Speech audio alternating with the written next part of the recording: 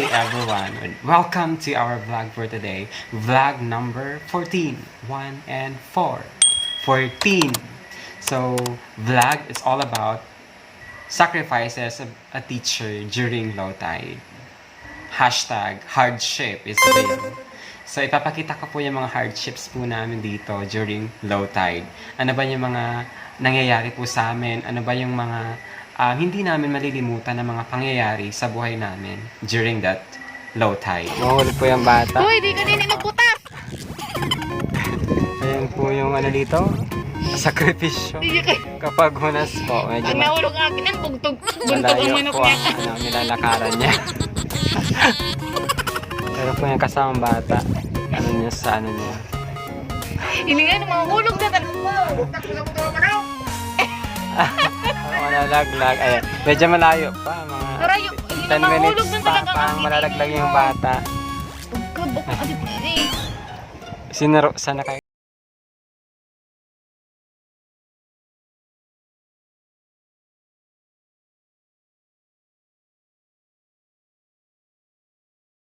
Yan po yung mga laborer dito, mga bata. Estudyante po namin. Pero mga high school na sila, yan po.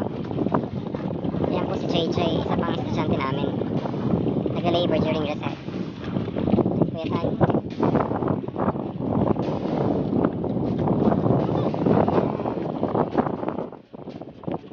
Barangay proper. Makikita niyo po ito yung kalapit. Ito naman po yung sa mismo.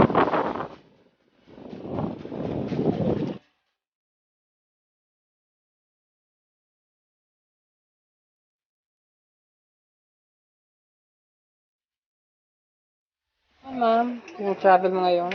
Okay lang naman sana kasi medyo kalmado yung dagat. Kaya lang Kaya pagdating dito. O talaga ano? So ilang minutes pa to galing dito, Ma'am Diwata? Galing dito sa... Hindi, dito mismo galing sa dito. inunahan natin. Hindi Ilang ka minutes pa maglalakad yan? ka, ano, Mga 5 to 10? maglalakad ka siguro mga 10, 15? 10 to 15 Yun, minutes. malayo pa. Oo, Kasi hindi na makaka-lapit yung bangka dun sa correct. gilid. So ganun yung sacrifice. Isa ito sa mga sacrifices natin. Ano? Ma'am Diwata. Palaging ganito pag mababa yung pag ano ba yan? Oo nga, ano? Tide ba? Pag low tide or sabi ko lang low tide is Hunas ba? hunas. Pag high tide naman, ang tawag natin, Ma'am Diwata, is Tao ba? taob po ba? Taob. Yan po si Kuya Jomar. Kung walang bangkang maliit, maglalakad na lang tayo, no? Pero, Oh, yan po yung lalakarin namin, no? Yan, ano, malayo pa. Malayo sa barangay proper. Yan.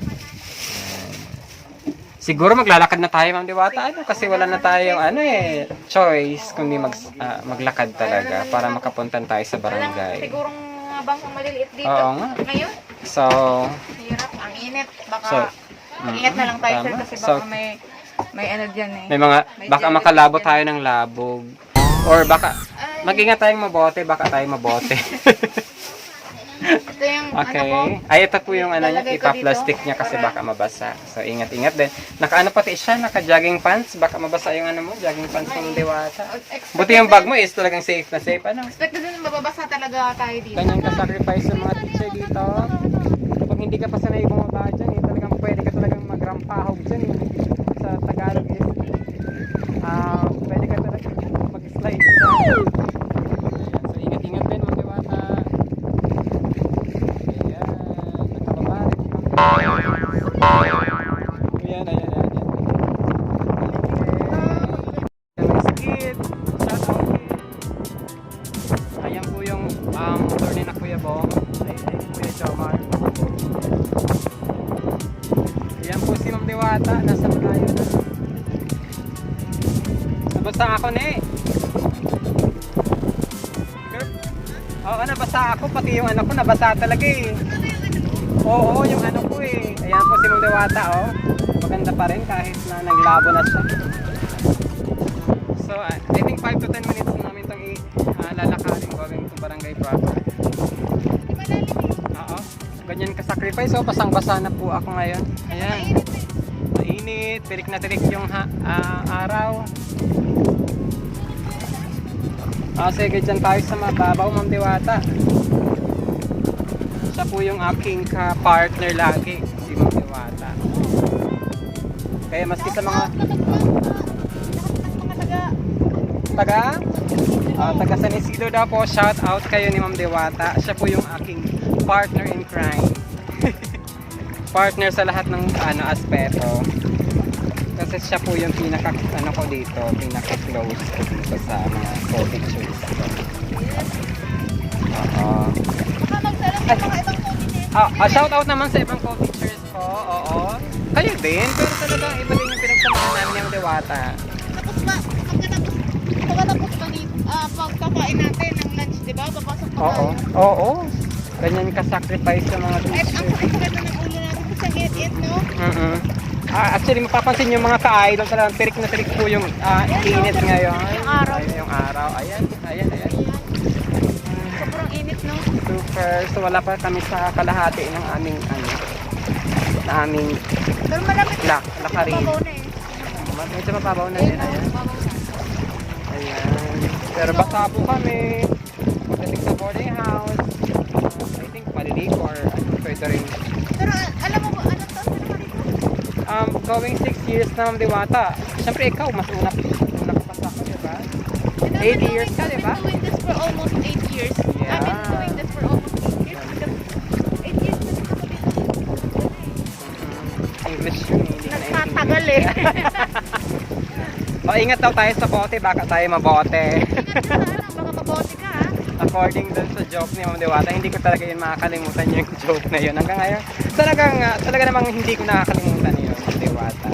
Pero alam mo, wait na din Dito medyo malalim na naman, talaga. May malalim, may May malalim. mababaw. Ganito. Tapos, akalain yung mga ka-idol, sa lugar na to is, kapag naglalakad ka dito, naglalabo ka, may mga portion talagang may mga parang butas. Kaya huwag kang mabibigla, huwag kang masasyak. Ganito Ito, nakasama ko sa kahoy. Oo nga eh. May mga pungo dito eh. May mga pungo dito eh. Ayan nga yung kawakatan. Diyan daw talaga nag-ano yung mga taga dito. Pero, hindi ko na i-voice out kung anong ginagawa nila dyan. Sabi nila,